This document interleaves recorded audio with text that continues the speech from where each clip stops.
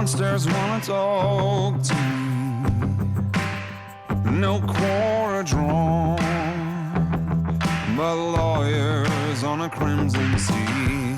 We black willows break like waves. We are fragile creatures on collision with our judgment day. Nightbird says she knows my name, but she don't call it out to me.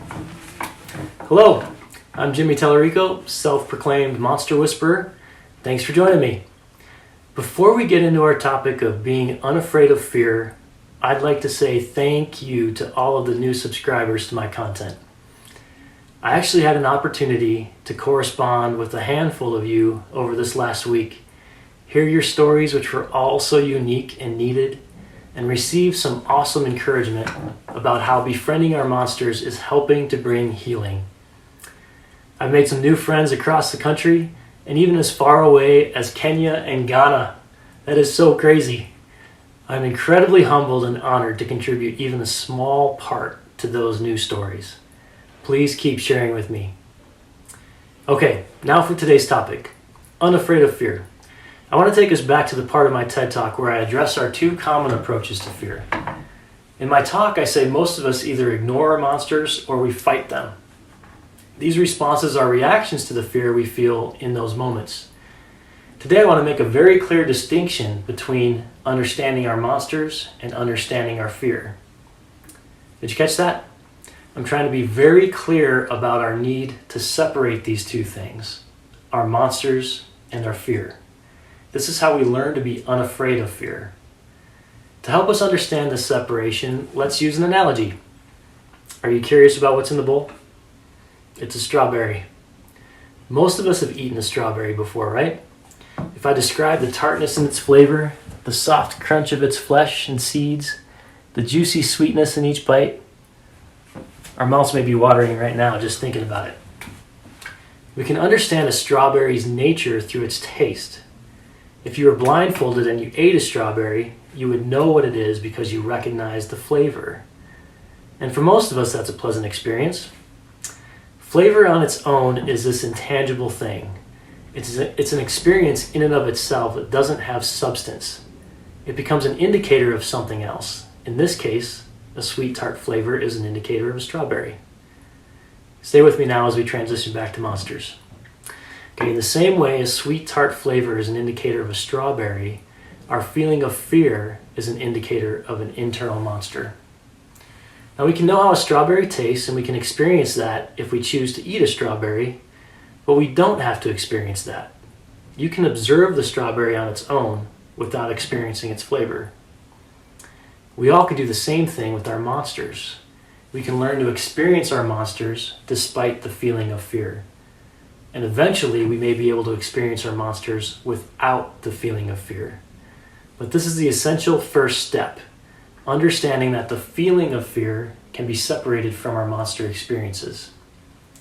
This is a crucial and empowering moment that starts to release the monster's control over you. In my free guide on my website, I talk about taking the step to recognize that you are currently safe when you start to explore your monsters. This is really what I'm saying to do.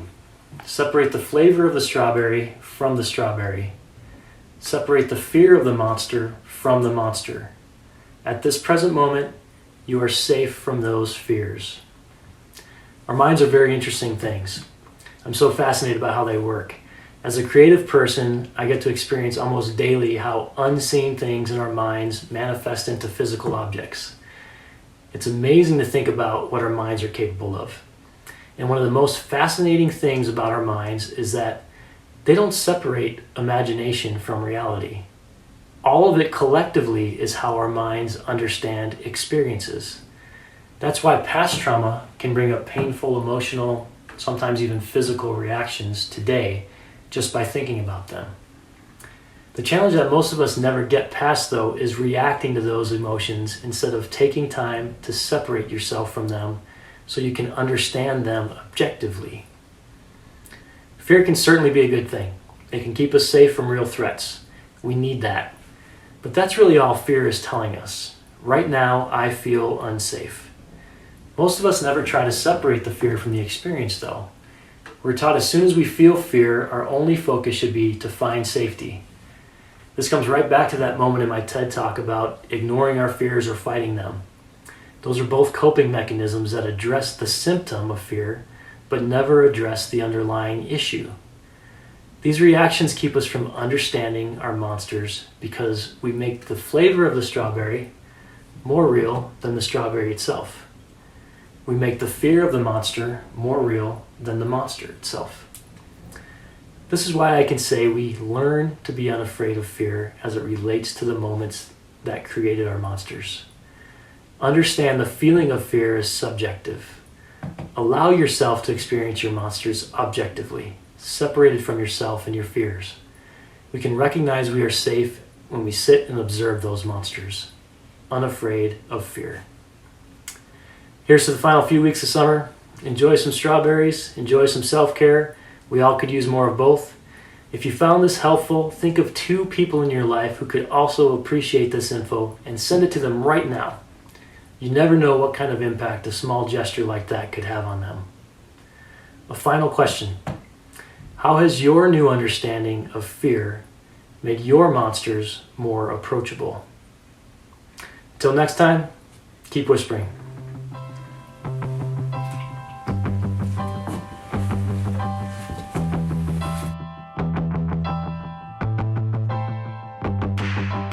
Monsters wanna talk to